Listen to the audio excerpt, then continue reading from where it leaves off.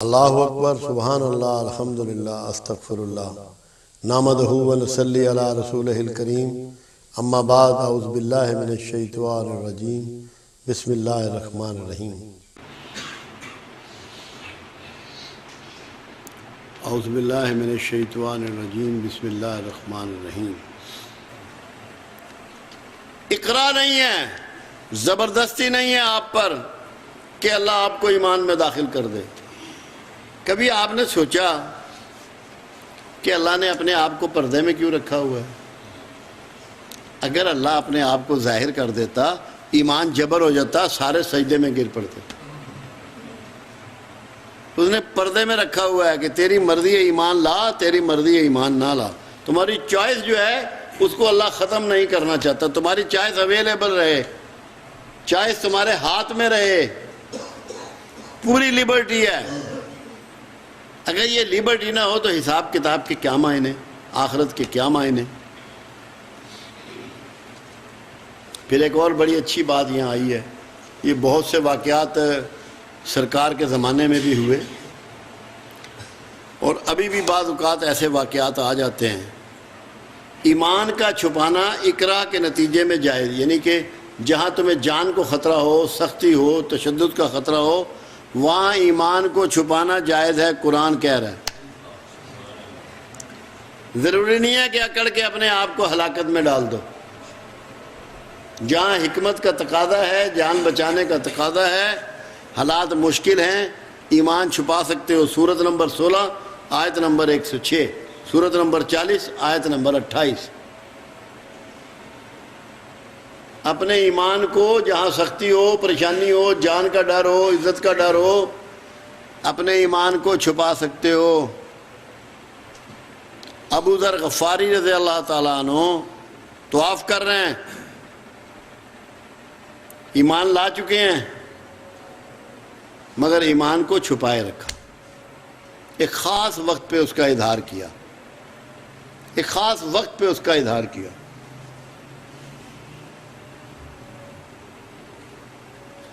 پھر ایک باتیں یہ بڑی کمال کی ہیں، میں سمجھتا ہوں خود میرے لیے بھی نہیں ہے۔ قرآن تو میں دیکھتا ہوں، پڑھتا ہوں، غور کرتا ہوں، مگر جب میں اس کو تیار کرنے لگا ہوں عنوان کو، تو مجھے پتہ لگا ہے کہ کیا کچھ ہے اس میں۔ کبھی اس پہ غور ہی نہیں کیا تھا، اتنا باریکی میں جانے کا موقع ہی نہیں ملا تھا۔ ایمان قومیت کی بنیاد، ایمان والے ایک قوم باقی غیر۔ مسلمان ایک قوم ہے، باقی سب غیر ہیں بقول قرآن کے۔ ایمان والے ایک قوم، باقی سب غیر۔ آپ کی قومیت کیا ہے؟ مسلمان۔ سورت نمبر 2 آیت نمبر 124، سورت نمبر 2 آیت نمبر 256 257۔ ایمان والے ایک قوم ہیں۔ یہ جو ہم نے بہت ساری قوموں میں اپنے آپ کو بانٹ رکھا ہے، ہم مسلمان ہیں، ایک قوم ہے۔ اللہ نے ہمیں قرآن کے مطابق ایک قوم ڈکلیئر کر دیا ہے، جتنے صاحب ایمان ہیں۔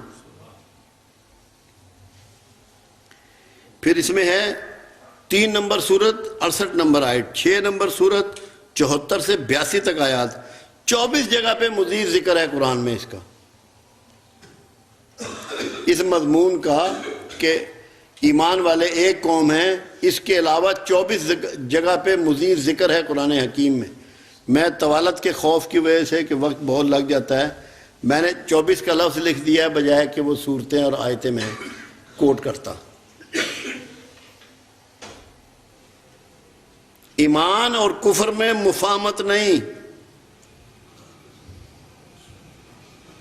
ایمان اور کفر میں مفاہمت نہیں، کبھی یکجا نہیں ہو سکتے، کبھی اکٹھے نہیں ہو سکتے۔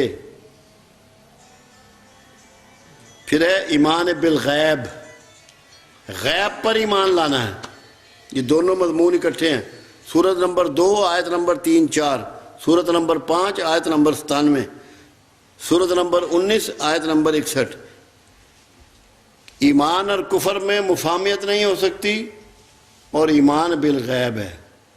جو غیب پر ایمان نہیں لاتا اس کا ایمان نہیں ہے۔ اب غیب کیا کیا ہے؟ سب سے بڑا غیب تو اللہ خود ہے۔ آپ میں سے کوئی نہیں کہہ سکتا کہ میں نے اللہ کو دیکھا ہے۔ فرشتے غیب میں ہیں، آپ کو ایمان لانا ہے۔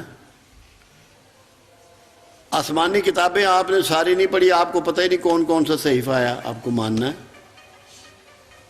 رسولوں پہ آپ کو ایمان لانا ہے، آپ کو کسی رسول کے بارے میں معلومات ہی نہیں ہے، 2-4 کی معلومات ہوگی۔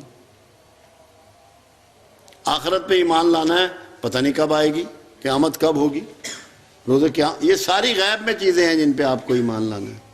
اسی کا نام تو بھروسہ ہے۔